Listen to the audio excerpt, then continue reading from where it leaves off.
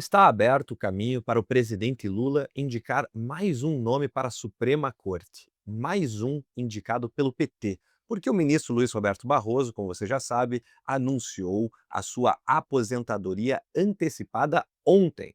Pegue o caderno, pegue a caneta, sente bem firme na cadeira, porque o que eu vou trazer para você hoje é revelador, é exclusivo e pode ter impacto direto nas eleições do ano que vem. O Barroso, com 67 anos, poderia ter ficado no cargo como ministro do STF até 2033, quando completaria 75. Mas decidiu antecipar a sua saída para seguir novos rumos.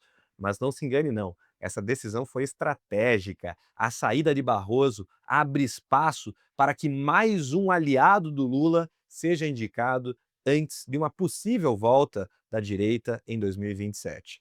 Agora, eu vou te apresentar quem são os nomes da corja dos indicados pelo PT. Começando pelo Pacheco, Rodrigo Pacheco, presidente do Senado durante o mandato do Barroso, inclusive, que se calou diante dos abusos do STF e deixou de apreciar dezenas de pedidos de impeachment de ministros do próprio STF e batalhou pela aprovação de pautas governistas ruins para o Brasil, mas boas para o populismo do PT. Como é o caso da aprovação do arcabouço fiscal, que nos entregou quase R$ 1 trilhão de dívida a mais por ano nas contas públicas. E esse cara continua sendo um fator decisivo para a reeleição de Lula em 2026 em razão disso, diante deste aumento de gastos sem precedente destinados a programas do governo. Ou seja, o fiscal que deveria ser da corte foi omisso quando deveria atuar e sempre foi subserviente ao Lula.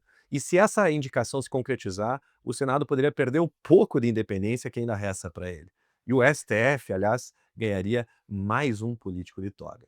O segundo nome é o Jorge Messias. Talvez você lembre dele, mas deve lembrar pelo apelido. É o Bessias, aquele do áudio da Dilma, tá lembrado? Lá em 2016, quando a Dilma pediu para levar um documento que daria foro para o Lula e o blindaria da mira da Lava Jato. Hoje, o Jorge Messias é AGU, Advogado-Geral da União, um dos cargos mais próximos do presidente do país. E o Lula gosta de indicar os seus advogados para o STF, como foi o caso do Zanin, como foi o Toffoli, que foi advogado do PT, e nesse caso não seria diferente. O Messias também conta com um fator diferencial. Ele tem 45 anos. Isso garantiria 30 anos desse cara na frente da Suprema Corte. Um terror. A mesma estratégia que fez que o Lula indicasse o próprio Toffoli em 2009, naquela época com 41 anos. Como é que o Senado deixou isso?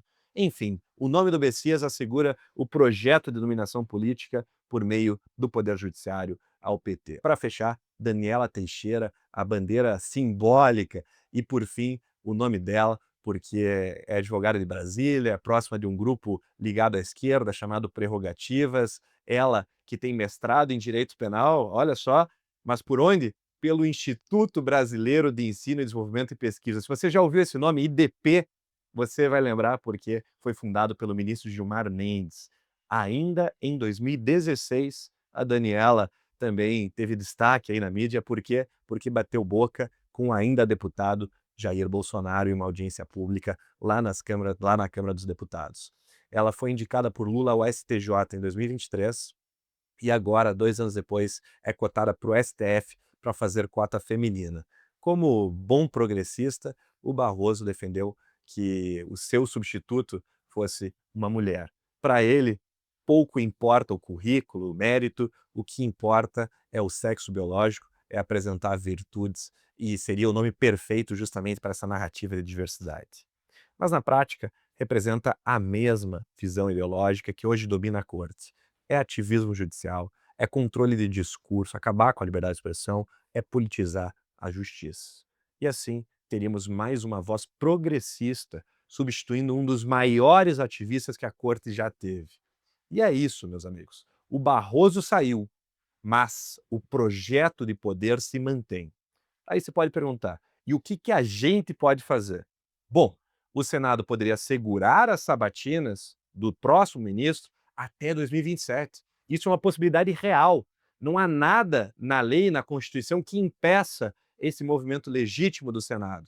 Aliás, um movimento parecido com esse foi feito pelos republicanos, Partido Republicano lá nos Estados Unidos, para barrar uma indicação adicional do Obama à época para a Suprema Corte Americana antes da eleição do Trump.